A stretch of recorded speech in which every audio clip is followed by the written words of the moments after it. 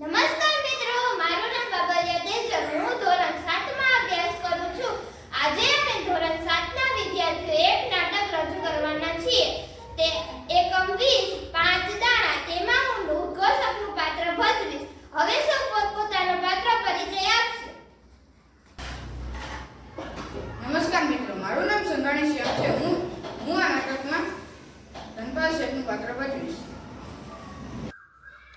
નમસ્કાર મિત્રો, મારું નામ જુડી આઈસીતા છે. હું આ નાટકમાં સૌથી મોટી વહુનું પાત્ર ભજવીશ.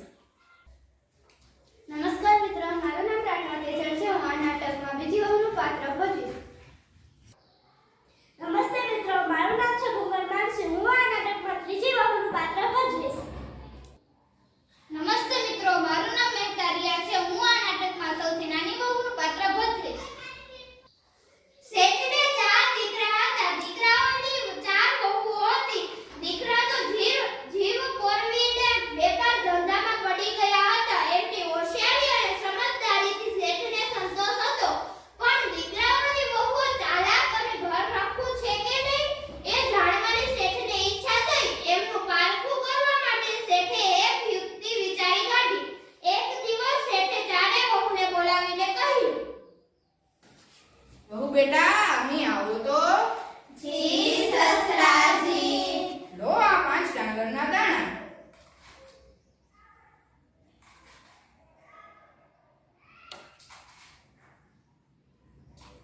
આ ડાંગરના દાણાનું જતન કરી રાખજો. કોઈક વાર હું તમારી પાસેથી આ ડાંગરના દાણા માંગીશ.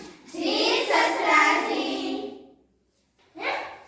ડોસાઈ કેવા ઝીણા ઝીણા છે. આપી આપીને ડાંગરના 5 દાણા આપ્યા. સસરાજીએ ભલે 5 દાણા આપ્યા એ તો એની પ્રસાદી ગણાય. એને મામૂલી ચીજ ગણી ફેંકી ના દેવાય. પાછા માનસી ત્યારે જોઈ જશે. કોઠીમાંથી બીજા દાણા કાઢીને આપતા સી વાર લાગવાની. એવો વિચાર ખોલી કોણ ખાઈ ગઈ. એને પણ સસરાજીની વાતનો મર્મ ન સમજ્યો.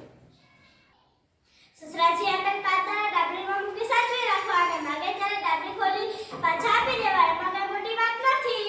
એમ વિચાર કરી એણે એ દાણાને ડાબરીમાં મૂકી સંઘરી રાખ્યા. ત્રીજી વહુ પણ શેઠની વાતનો મર્મ સમજી શકી નહીં.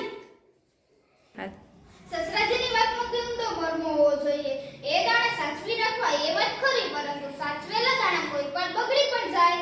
તેના કરતા હું આ દાણાને ખેતરમાં વવરાવી દઉં તો કેવું? રઘુ, અહીં આવતો. જા મારા પિયરે ખેતરમાં વવરાવ્યા. જી. આમ વિચાર કરી એણે આ 5 દાણા પોતાના પિયરમાં મોકલાવીને વવરાવ્યા.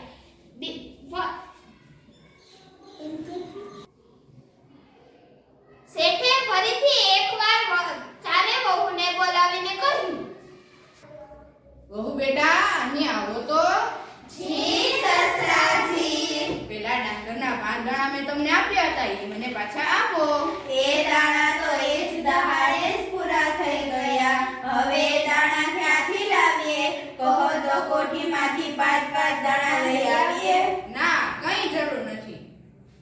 સસરાજી, એ દાણા મેં બરાબર સાચવી રાખ્યા છે. ખભા હું લઈ આવું. હા, લઈ આવ.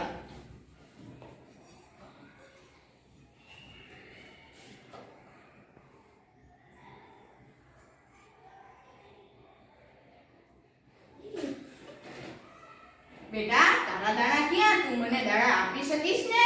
સસરાજી, એ દાણા લેવા માટે તમારે મારા પિયરે ગાડા મોકલવા પડશે. એ દાણા 5 નહીં, વધીને ગાડા ભરાય તેટલા થઈ ગયા છે. ચારે વહુમાં સૌથી નાની વહુ ચતુર અને ઠરેલ છે. એટલા માટે આજથી તારે કોઠાનો કારભાર સંભાળવાનો. જી સસરાજી. અને તમારે છે ને રસોડાનો કારભાર સંભાળવાનો. જી સસરાજી. અને તમારે નોકર ચાકર ઉપર ધ્યાન રાખવાનું. જી સસરાજી. અને તમારે સાફ સફાઈનું ધ્યાન રાખવાનું. જી સસરાજી. સૌ હળી મળીને રહેજો અને નાની વહુની ચતુરાઈનો લાભ લેજો.